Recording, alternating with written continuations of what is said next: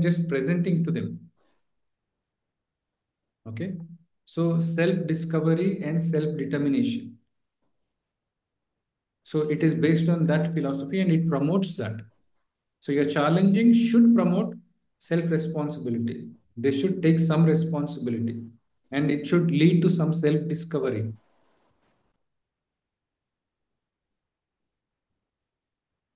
And like the research shows this helping dialogue, the dialogue between counselor and client adds value when the clients perceive it as relevant to their issues, helpful, interested, supportive. The important aspect here is it should be somehow inconsistent with their current theories of themselves and their understanding. Okay, most clients come with an understanding of their problem. They have their own their hypothesis why they are facing something. Okay, and what can be done. So and what they are going to discuss, they would have definitely tried those things. Okay, what they are going to discover as part of the counseling process should be different, and not should be different. If it is different, somewhat inconsistent with their already held belief, then they find it more valuable. If it is already something that they know, okay, they don't probably see any value in the therapy. Okay, so that's what the research finding is. uh, and there should be like congruence between helper and client, that is counselor and client, and the congruency helps build the relationship, whereas discrepancy facilitates the change. Like the way they look at the problem, the way they handle the problem, there is a discrepancy. That's where a tension arises. That's where the change is facilitated. Okay. So both are required. Congruency is equal to support. Discrepancy is equal to challenging. Okay. And it is important that we understand everyone's behavior, including ours, is driven by our belief systems, values, norms, ethics, and morality. Okay. So you need to, when you are listening to the client, you need to try to get an understanding of what are their belief systems, because that's where you're going to challenge them. Okay. And you need to remember that you are not going to directly present, you seem to be believing this. You're not going to directly present saying that this kind of belief system is false. No, you help them discover by themselves by the way you ask questions to them. Okay. So discovery has more value when they get inside that, yes, now I understand. Okay. Like that has more impact than you just giving them.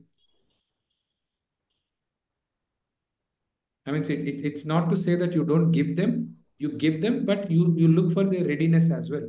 They are ready to receive. Then, see, there are certain sessions that I have with clients. I mean, I can quickly move from basic empathy to advanced empathy in the first session itself. For some clients, it will take probably 4 or 5 sessions before you even I start giving advanced empathy or some form of challenging. So depending upon how their how like perception of their readiness, that is something that guides like how I use those skills. Anyway, so there are what are the goals of challenging? Basically, the goal of challenging is to they are stuck in certain problems, okay, certain ways of thinking and behavior, and the way they handle their emotions made them stuck. Okay. So we help them change those ways of thinking or expressing emotions or engaging in actions so that they come out of their problem, move towards enhancement of their lives. Okay. So that is the goal of challenging.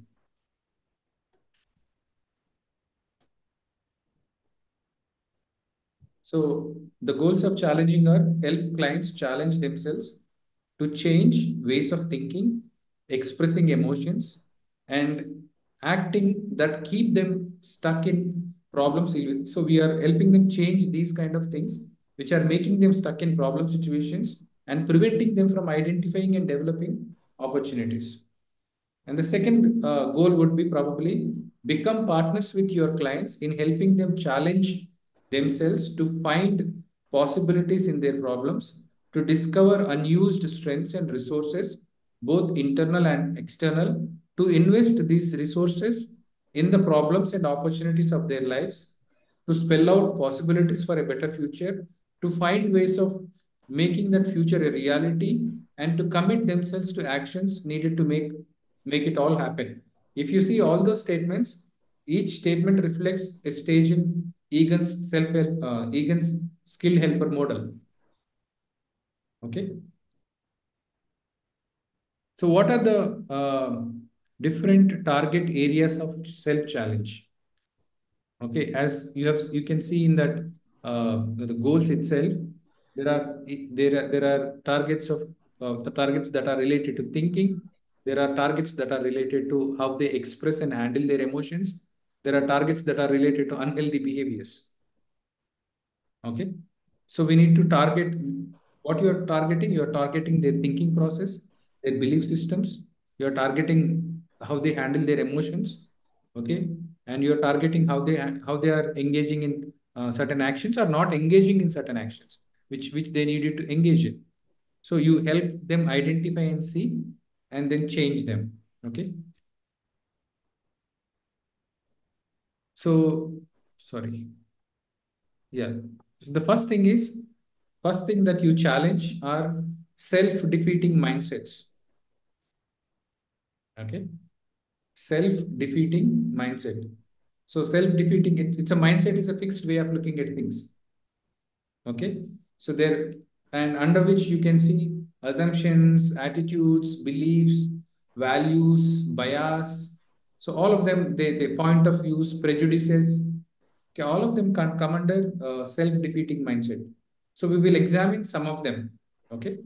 And in the next slide, I'm going to present self-limiting beliefs that are usually used in the context of cognitive behavioral counseling or cognitive behavioral therapy or rational emotive behavior therapy, REBT. So Albert Ellis, he identified around 10 or 11 self-limiting beliefs that people engage in, which results in emotional problems. Okay. So when I present the next slide, I want you to read and also reflect on whether you have those beliefs or whether anybody you know are thinking that way. Okay, just reflect on them and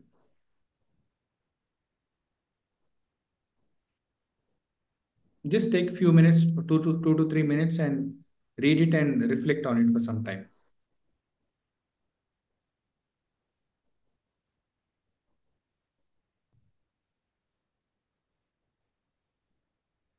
So the first one is being liked and loved. I must always be loved and approved by the significant people in my life. Is it unhealthy belief or healthy belief? It is healthy. Maybe most of the time I must be loved and approved, not always. Okay, so the problem is always. Yes. Also, the problem is must. Must, yes. Okay, so I prefer to be loved and approved by significant people in life. I would like, that is different than I should be, I must be. Yes. Okay? The next thing is being competent. I must always, in all situations, demonstrate competence, and I must be both talented and competent in some important areas of life. Okay. So you need to look for these things as you hear the stories or narrations of clients' experiences. Okay. If you are aware of all of them, then probably you will be able to catch them. If you are not aware, you won't even catch them.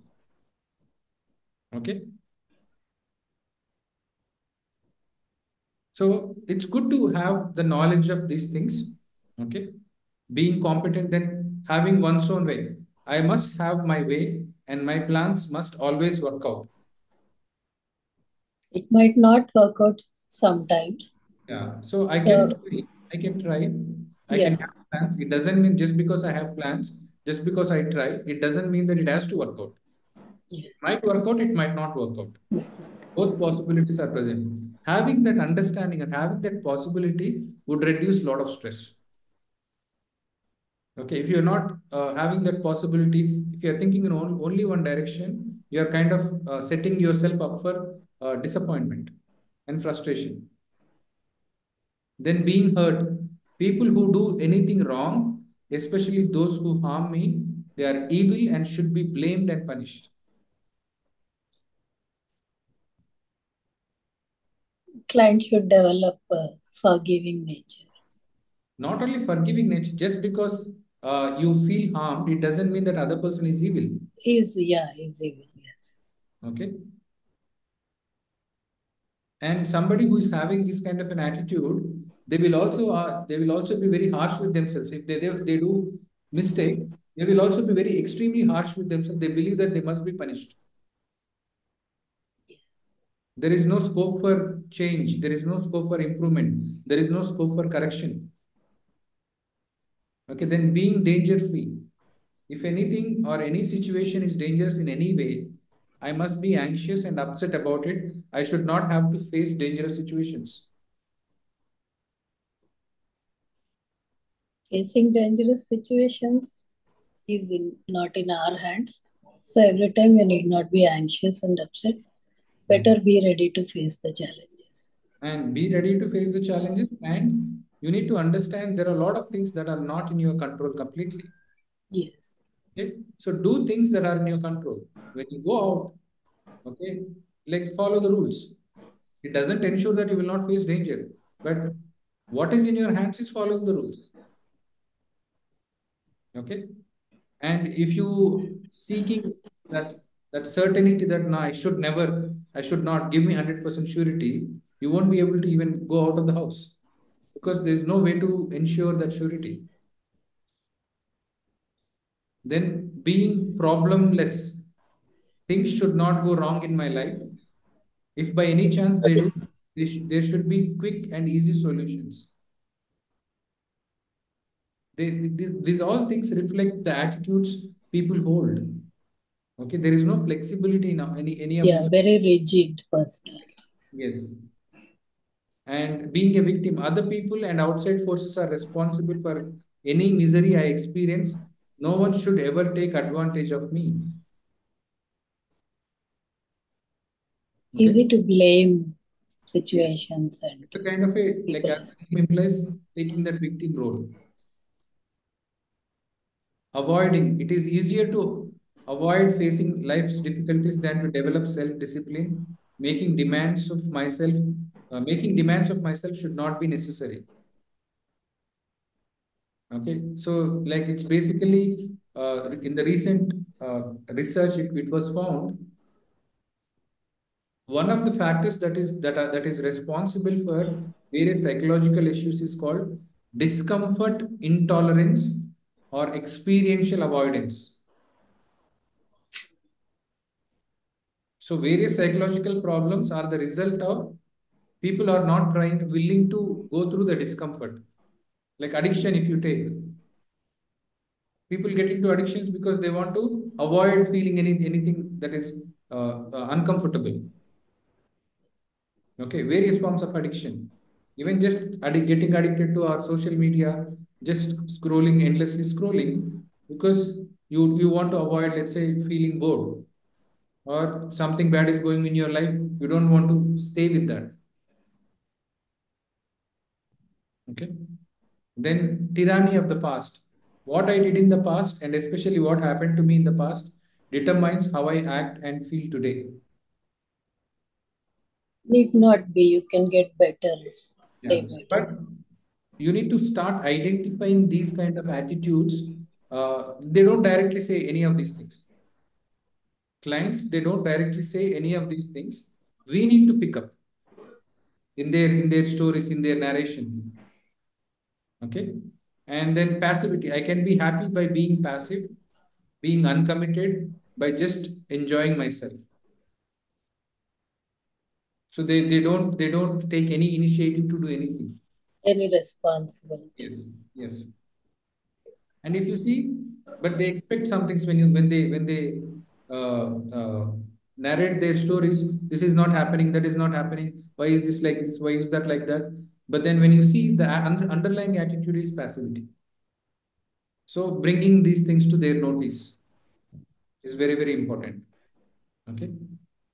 So basically, these thoughts are what happen, or these beliefs are what is present inside the individual. Okay. And there are also certain behaviors which are considered internal behaviors. Okay. Like making decisions. Making decision making is an internal behavior. Okay. It is not the behavior that you see outside. Decision making happens inside. Okay. Praying happens inside. Daydreaming, fantasizing happens inside. Okay. So we not only challenge self-limiting beliefs and assumptions, bring these things to their notice, we also focus on self-limiting internal behavior.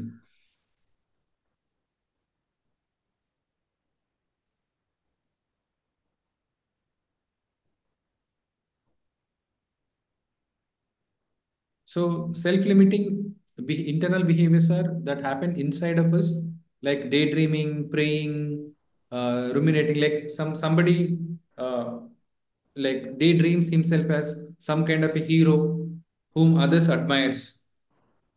Okay, he's living in that fantasy, but he's not doing anything related to getting in like getting in touch with actual people. Okay, developing interpersonal relationship, but he's always living in the fantasy. So you need to bring these things to their notice as well, challenge them as well, right? So for some clients, developing new perspectives and changing their internal behavior is very very helpful. For example, like a client whose husband died 2 years ago, she's been suffering from depression, and it's not completely like very intense or severe depression, which is incapacitating, but still miserable. Okay. And at one point in the therapy session, she says, I stopped wearing a black a year ago. Like basically, which she meant that I stopped being like showing those signs of I'm sad or something. Okay. But again, immediately the client, sorry, the therapist makes this comment, but you're still wearing black inside. Outside behavior is changed, but inside you're still carrying that. So just one comment was enough for her to bring that realization. So immediately after the statement, she knew that what she has been doing and what she needs to change. Okay, so bringing their attention to these things is again part of challenging. Okay, and then there are some people who express their emotions in a destructive way. So they think that this is the only way they can express. And sometimes when they express, it leads to probably issues in the interpersonal relationship, the relationships being broken. Then they completely, let's say, inhibit expression of their emotions. So when you notice that, then when you explore, you would understand that some clients might say that it's better like I don't express, because if I express, then it is leading to some damage. So then you need to suggest, if there is a way where you can express without damaging the relationship, would that work for you? Maybe there is a way. Okay. So we also need to challenge self-defeating expressions of feelings and emotions. So some people deny their emotions, some people bottle up their emotions. We need to help them vent out. Okay. And we need to help them change the self-defeating forms of emotional expression. For example, What example are you?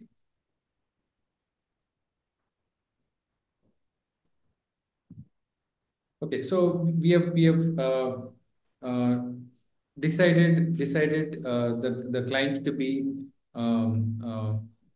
let's say be vulnerable to share things with friends, and if any difficulty is there, that she would share things with colleagues and take their help. Okay, but she was not able to execute that in her workplace. Okay, then when we were exploring in the consequent or subsequent session, uh, like I told her that initially you seemed enthusiastic about our plan.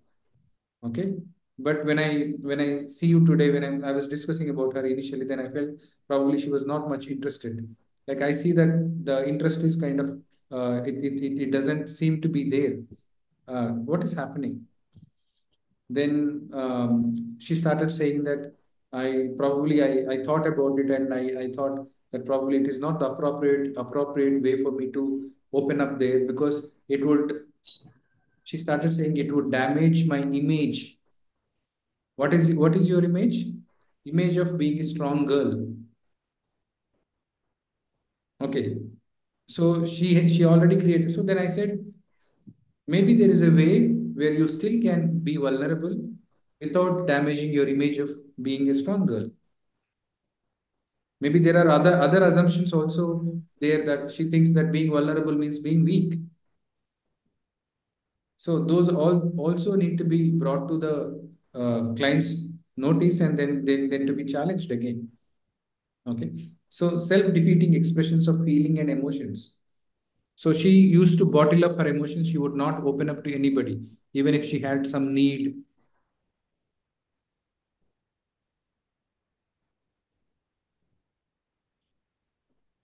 Then you also, not only internal behavior, not only feelings and emotions, you also challenge dysfunctional external behavior. Okay, external behavior would be, let's say, procrastination is an external behavior. Okay, so drinking is an external behavior. Okay, even not doing anything is also an external behavior. So we will also challenge dysfunctional external behavior. So, for example, when Ajay is with women at work, he engages in behavior, like he engages in behavior that others, including the courts, see as sexual harassment. But in his mind, he thinks it is just being friendly. Okay, so you kind of trying to bring that to his notice. Okay, and probably we'll also see later how to address those kind of things. Again, not doing something is also a form of a behavior. And usually clients fail to make choices, engage in behaviors that would help them to cope with problems and develop opportunities. You need to identify those things as well and help them to commit to those kind of behaviors. And also see what beliefs might be playing a role in that. Okay. For example, you all might be knowing assertiveness, right? What is assertiveness? Able to Sir, say no when it is necessary. Yeah. So not only know, but able to put forth your point of view. Yes. Okay. yes, So now it's not that there are two reasons. It's not that I don't know what to say. It's not that I don't have the content. Sometimes clients don't know how to say what to say. Okay. But most of the times it is not the case. If I ask somebody, can you develop a response to this particular statement? Can you talk about your opinion? Can you tell me what your opinion is? Usually, client is able to come up with that opinion. But when it comes to communicating that, that's when the problem. So there are not knowing what to do. That is the skill deficit. Not knowing what to do or what to say. But usually it is not the skill deficit. It is some limiting behavior is, sorry, limiting belief is stopping them from engaging in that behavior. Okay. Like for example, they might they might feel bad. Okay. I don't want to hurt anybody. So that's why I'm not saying. But how you are feeling later, I'm feeling bad about myself. So here it's not she doesn't know what to say. It's not that she doesn't have any opinion to say, but she's not saying it because there is a belief behind it. So highlighting those beliefs, highlighting those assumptions. So, like bringing those things to, it seems like you seem to believe this. It seems like this is what you're thinking in your mind. Just stating that would bring that to their notice, and then they will talk about it and we'll explore about that. Okay. And there is also, people also have something called distorted understanding of the world. Okay. So basically, they fail to see the world as it really is, what is happening in front of their eyes. They ignore uh, those things that are happening. Okay. So, like for example, somebody who is in addiction. Okay, they are facing a lot of consequences, but they don't pay attention to those things. They must be like, for example, I think I have a slide here. Okay, distorted understanding the world. The first thing there is failure to see the world as it really is. Okay, it's basically at times we are blind to others and their needs, and often those closest to us. We are also blind to their attitude towards us and impact of their behavior on us. Okay, like for example, one of my client, a husband, he kept nagging his wife. Like, I mean, they have two young children, young daughters, to find a job. Okay, and there is no support for them to take care of the children as well, two small daughters. And he kept nagging, and he knew that it is affecting her, it is disturbing her, but he says, I can't help that. But at the same time, he's also aware that there is a resentment that is building up in her mind towards him. Okay. And which he's not ready to see. He's not ready to acknowledge that. He kept doing that, doing that, doing that. Okay. Till the time that she had to say that, no, I can't do it anymore. So it is failure to see the world as really it is, failure to notice that. So bringing attention to those things. Okay. And you also challenge the discrepancies. Like yesterday, we have seen discrepancies.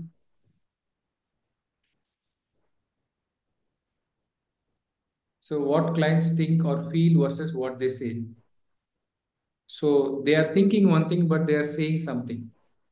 So what they say versus what they do. Okay. Their views of themselves versus their views of others have them. Like I remember a case where father was talking about uh, how gratitudeless was his son towards him. Okay, he kept talking about that. Then at some point, this is during my training, my professor asked him, saying that, suppose, imagine that if your son is also going to therapy, okay, and is talking to the therapist about your relationship, what do you think would he would tell to the therapist about you? Okay, then he started telling, probably would say, I love him, but I've been controlling him for the long time, and I've been deciding what he needs to do, not allowing, not giving him enough choices to make decisions. And probably he's feeling suffocated by what I'm doing. So maybe that's why he's also having that resentment. So the moment when we shifted that attention towards how his son thinks about him, these things are coming up. So then now he was able to understand, okay, this is like his behavior towards him, son's behavior towards him is also somewhat contributed by the way he is relating to his son. Then we like went ahead and worked on how he can change his relationship towards his son. Okay. And there are also certain dishonesties that we can talk about. Okay. So basically, they are distortions, evasions, games, tricks that people play. And so, what are these dishonesties?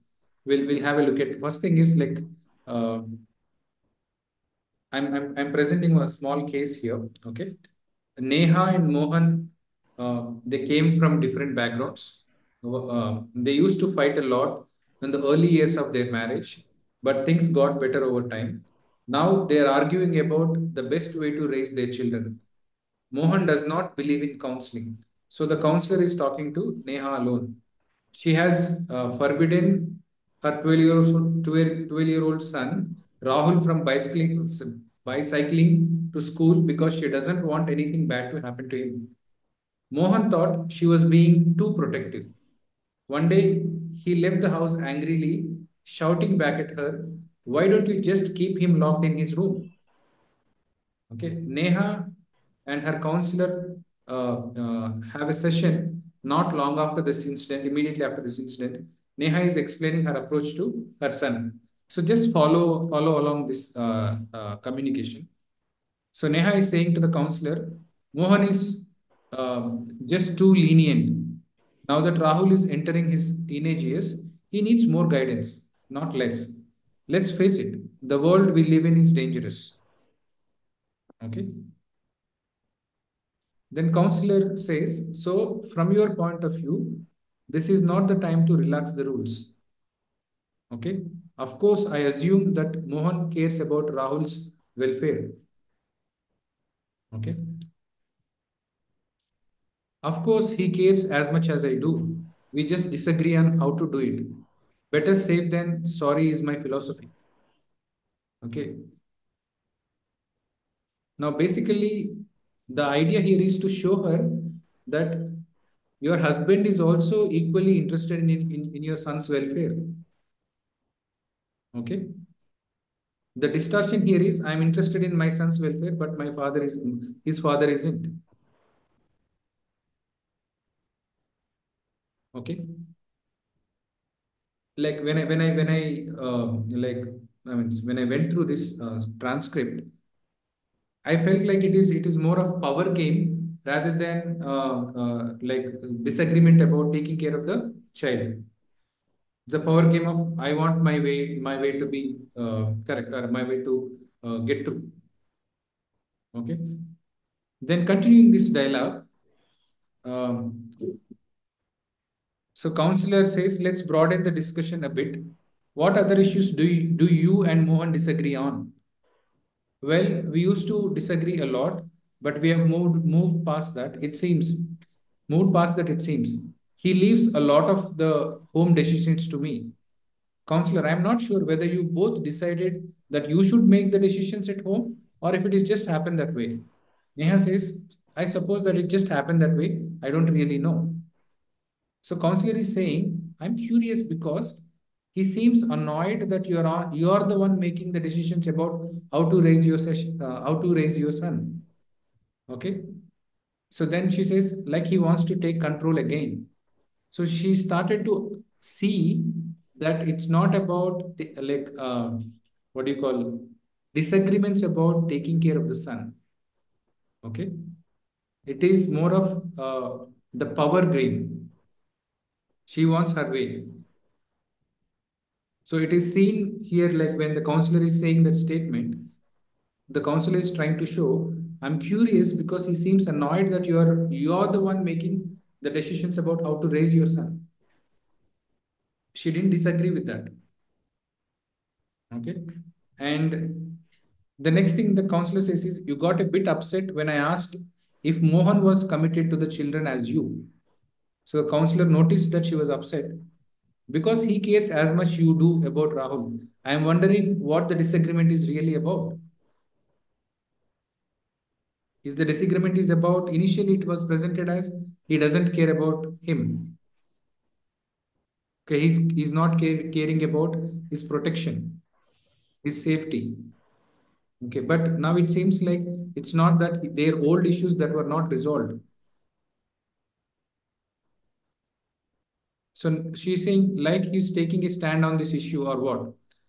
I don't want to guess what's going through Mohan's mind. Maybe we could try once more to get him to come with you and have a joint session.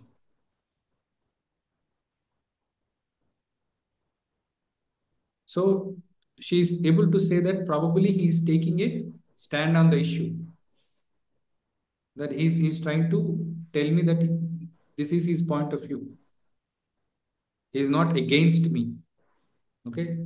So that is what probably bringing her to that kind of an idea. So there are again something called distortions, okay, or games that people play. For example, in the next slide, I think I presented something. Yeah. Kunal plays yes but game. What is yes but game? He asks his therapist for suggestion on how to control his anger, and then he finds reasons why each suggestion will not work. Like whatever the suggestion client counselor gives, he would say no, it would not work. He would give a reason and it would not work. Okay. And when the therapist points out this pattern and he says, well, I don't think you are supposed to tell the clients what to do. He asked for suggestion. When the suggestions are given, he says, you're not supposed to give the suggestions. Right? So, I mean, this is the transcript from a trainee therapist. A more experienced counselor might have noticed this Kunal's tendency to play games much earlier in the therapy process, and probably he would not bring the session to this far.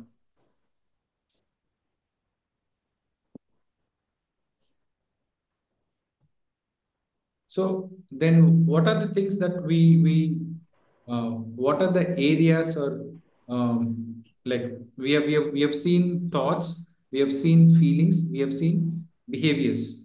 Okay, in thoughts there are self-limiting beliefs that we have seen. Okay, then distortions, and all the underlying all these things is something called blind spot. Okay, blind spot is basically they are not aware that they are present. Okay. Blind spot is I'm not even aware. Like, for example, one client, he has come from a background where they value modesty and humility. Okay. And in one of his discussions, group discussions, somebody pointed out that you are very talented. Okay. That was surprising to him because he was not even aware that he's talented. Because they came from a family background where they value that humility. They always think less of themselves. So that was first time that some awareness came to their mind. So that is the blind spot, but that the person is not aware of it.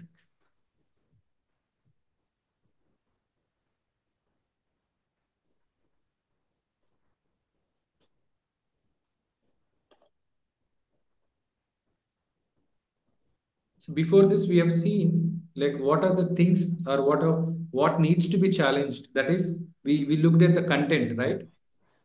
But it is also necessary to consider whether the clients have the level of awareness of this self-limiting thinking or emotional expression and behavior. And like probably most of us, clients don't always realize, or even if they realize, they don't realize fully how they're limiting themselves. So we cannot assume that they all have the same degree of awareness. So that Sir, means, yeah. here the talented person doesn't know that he's talented. It's a positive things, so we can directly say.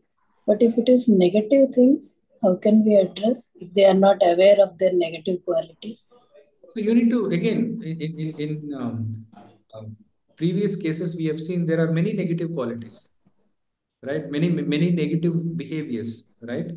So we need to gently bring them to the like we need to show those discrepancies. This is what you're saying, but your behavior shows this. So it's just gently bringing to their awareness.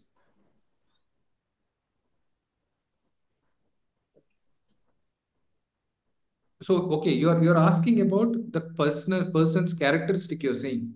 Yes, sir. So we don't focus much on the characteristics. This I gave it as an example. I'm saying. Okay, we focus more on the behavior. So, Okay. So talent is also probably you can see it as a description of the behavior, that he's talented in something. Okay, good. So you don't say that you are a liar. That is what I meant. You focus on the behavior of lying and bring to their notice. You said this, but it seems like you're not saying the truth. Something like that. Okay, thank you. So basically, all of us have blind spots. They also have blind spots because they are part of human condition. Okay. So what are different blind spots?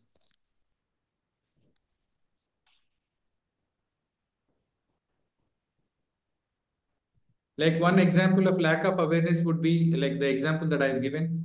Other example would be, let's say, someone who always looks at the world or experiences in a very positive light.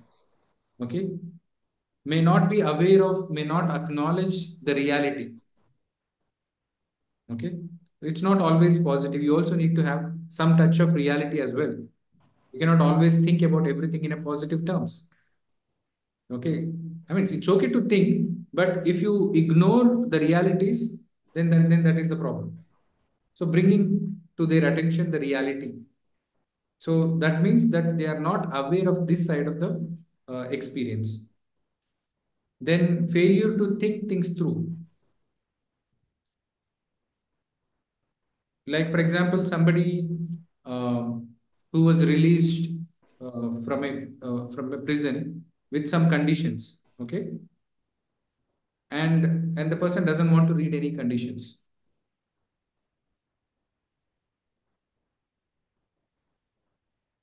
That basically, and the person is engaging in things which can again put him back in the prison. He doesn't want to know what are those conditions. Basically, that comes under choosing to stay in the dark. Like basically, they are saying that I could find out, but I don't want to. So that is choosing to stay in the dark.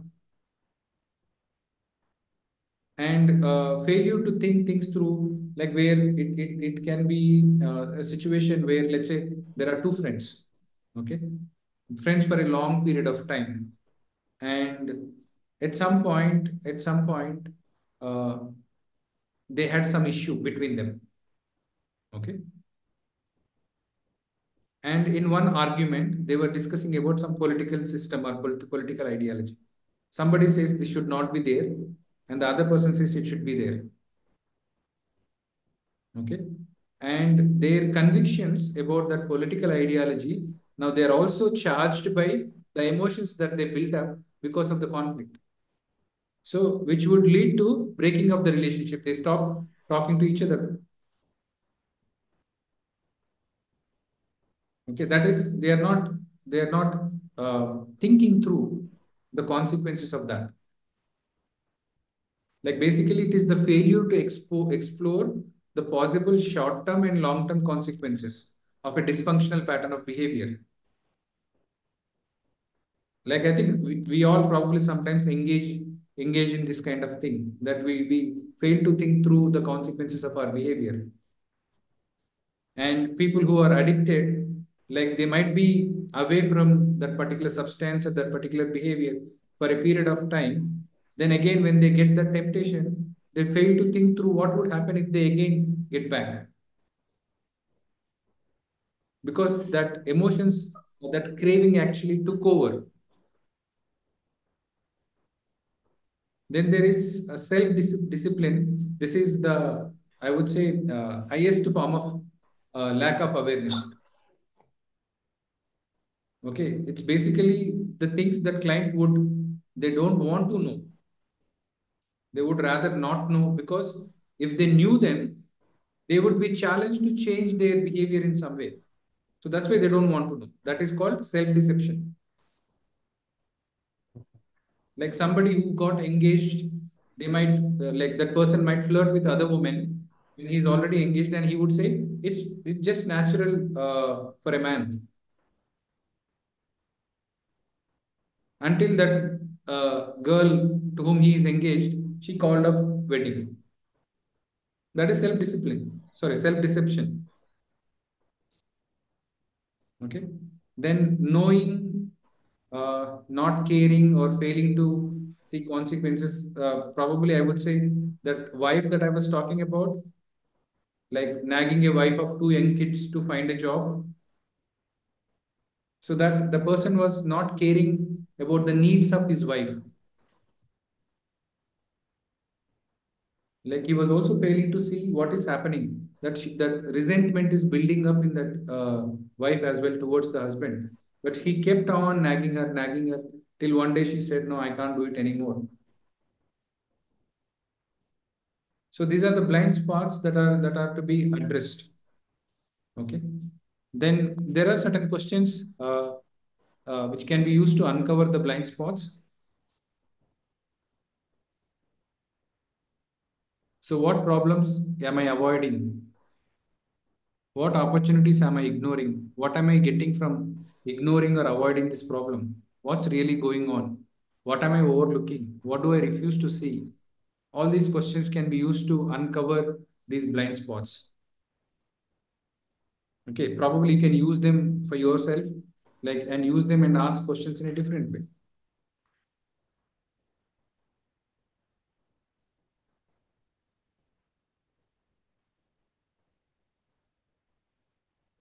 And skills of challenging, when it comes to skills, we use advanced empathy. Okay. We use information sharing, where you sometimes share the information that brings new perspectives into light. Sometimes you share self disclosure. Usually in rehabilitation centers, there will be counselors or doctors who went through similar abuse and recovery, substance abuse and recovery, and usually they share their stories with the clients. Okay. It helps the client. So self disclosure. Okay. And making suggestions and giving recommendations. Sometimes the clients, we may have to give suggestions and recommendations as well, but in a way that they should make a choice. Then last thing is confrontation, which is probably the harshest of what we are doing. Like usually what happens, the clients, whenever there is a difficult topic comes, they want to divert that. So then we may have to say, I think therapy is not going to work. I think we may have to stop it here. So sometimes the confrontation is again the last option. Mostly advanced empathy.